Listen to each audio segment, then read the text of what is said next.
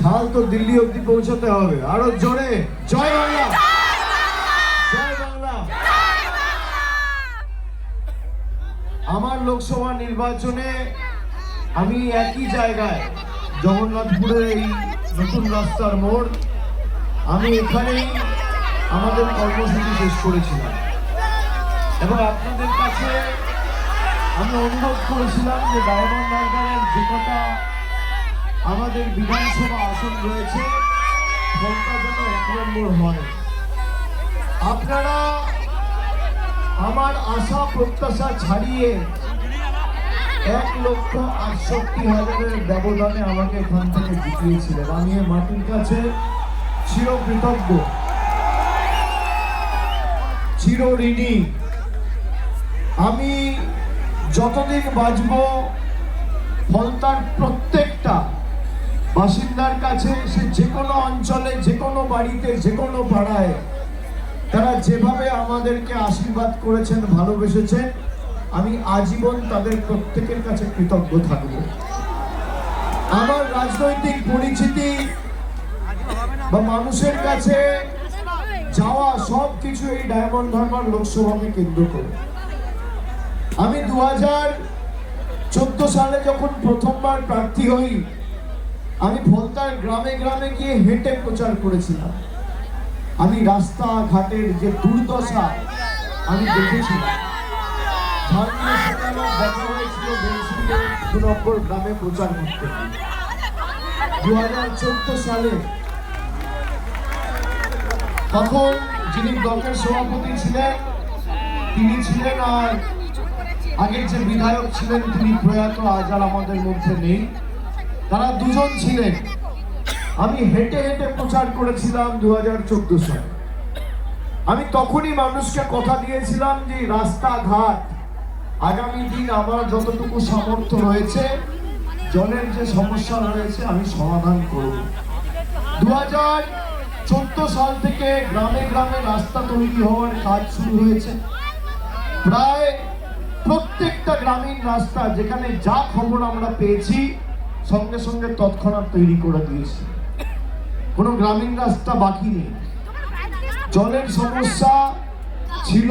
ফলতা মথুরাপুর সুব্রত মুখার্জি যখন জীবিত ছিলেন তাকেই ফলতায় নিয়েছে ভারতবর্ষের সব থেকে বড় জলের প্রজেক্ট 1400 কোটি টাকার ফলতা মথুরাপুর প্রজেক্ট আমরা উদ্বোধন করেছিলাম।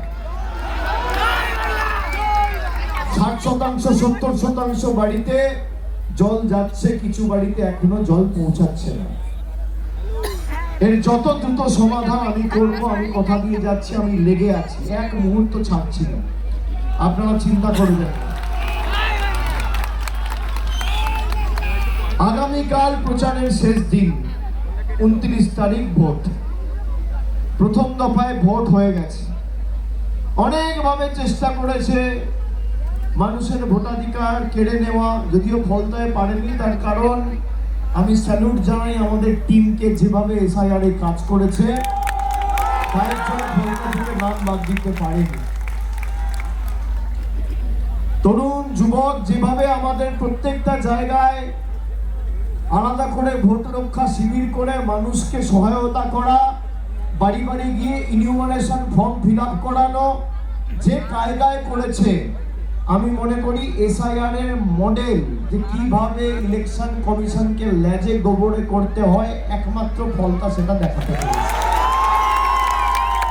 এই জ্ঞানেশ কুমারকে উচিত শিক্ষা যোগ্য জবাব যদি কেউ দিয়ে থাকে, ফলতাবাসী দিয়েছে। কিন্তু যে জবাবটা দিয়েছেন সেটা সেমিফাইনাল ছিল, ফাইনাল হচ্ছে 29 তারিখ। এমন ভাবে জবাব দিতে হবে। এমনিতেও এখানে বিজেপির পতাকা ধরার লোক নেই, প্রার্থী পাঠিয়েছে ডায়মন্ড হারবার, প্রার্থী পাঠিয়েছে ডায়মন্ড হারবার থেকে। আমরা যাদের বার করে দিয়েছি দল থেকে, তাকে ডায়মন্ড হারবারে প্রার্থী করেছে, আর ডায়মন্ড হারবারের বিক্ষুব্ধকে ফলতার প্রার্থী করেছে। এই হচ্ছে বিজেপির দুর্দশা অবস্থা।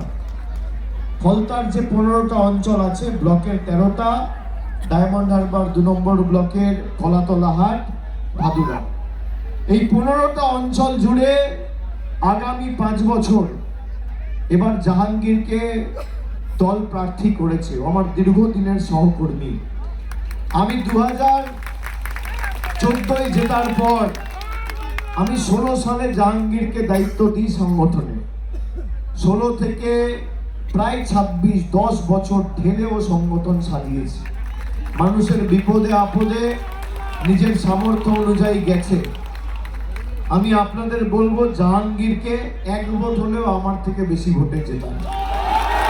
1 ভোট সরাসরি ভোটটা আমাকে দিচ্ছেন, এটা মাথায় রাখবেন। আমি আছি তো, যেখানে যা দরকার পড়বে।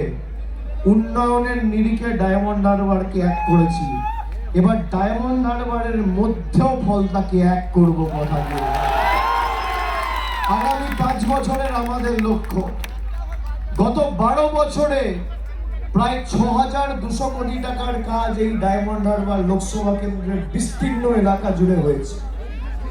আমরা সেবাশ্রয় থেকে শুরু করে শ্রদ্ধার্ঘ বয়োজ্যেষ্ঠদের প্রায় 75,000 প্রবীণ নাগরিককে নিজেদের উদ্যোগে 10,000 12,000 ভলেন্টিয়ার সরাসরি তাদের টাকা পৌঁছে দিয়েছে। প্রায় 75,000 প্রবীণ নাগরিক। আমি কেন শ্রদ্ধার্ঘ করে বার্ধক্য ভাতা দিয়েছি? বিজেপি কমপ্লেন করেছে, আমাকে ইনকাম ট্যাক্সের নোটিশ দেওয়া হয়েছে। আপনারা জানেন না, আমি বলিনি। 1 বার নয়, 2 বার নয়, 3 বার নয়। সেবাশ্রয় কেন হবে? ইনকাম ট্যাক্সের নোটিশ দেওয়া হয়েছে। সেবাশ্রয় কেন হবে? যতই তুমি নোটিশ দাও, যতই ইডি লাগাও, সিবিআই লাগাও, সেবাশ্রয় আরো বড় আকারে হবে 2026 সালে। শ্রদ্ধার্ঘতে যারা বাকি আছেন, নতুন যারা অ্যাপ্লাই করেছেন এখনো হয়নি, জাহাঙ্গীর জেতার পর ফলতায় একটা প্রবীণ নাগরিক থাকবে না যার অ্যাকাউন্টে বার্ধক্য ভাতা পৌঁছাবে না। আমার জানা দেখো, বলতে বলতে টিপ টিপ করে বৃষ্টি শুরু হয়ে যাবে। তার মানে কি পশ্চিমবঙ্গের ফার্স্ট বয় হতে চলেছে ফলতা। ভগবান সৃষ্টিকর্তা সর্বশক্তিমানের আশীর্বাদ। আমি খালি আপনাদের বলবো, আমি বক্তব্য দীর্ঘায়িত করছি না। বৃষ্টি মানেই তৃণমূলের শুভ, তৃণমূলের জন্য অত্যন্ত শুভ এবং আর বিজেপির ভোকারটা। এখানে জাহাঙ্গীর আমাকে আস্তে আস্তে বলেছে, দাদা সব দিয়েছো, একটা বৈদ্যুতিক চুল্লি করে দিতে হবে। আমি ভাবলাম 4 তারিখ ফল বেরোনোর পর কিছু লোক তো হার্ট অ্যাটাক করবে, তাদের সৎকারটাও ভালো করে করা আমাদের। আমি কথা দিয়ে যাচ্ছি, লড়াই করে যত দ্রুত সম্ভব বৈদ্যুতিক চুল্লি হবে এখানে। আমার প্রতিশ্রুতি, আমার গ্যারেন্টি, কথা দিয়ে কথা রাখার নাম তৃণমূল কংগ্রেস। যারা আমাদের ব্যঙ্গ বিদ্রুপ করে বাংলাদেশি বলেছে, রোহিঙ্গা বলেছে, মাছখাই বলে কটাক্ষ করেছে, ফলতার মানুষ ঠিক হবে, ফলতার মানুষ ঠিক করবে, দিল্লি গুজরাটের নেতারা নয়। যারা আমাদের ব্যঙ্গ বিদ্রুপ করেছে না, এই ডায়মন্ড হারবারে বিজেপির প্রার্থী আর এখানকার বিজেপির প্রার্থী ঘাড় ধরে নিয়ে গিয়ে ডায়মন্ড হারবারে মাছের বাজারে বসিয়ে মাছ কাটাবো, মাছ বিক্রি করাবো।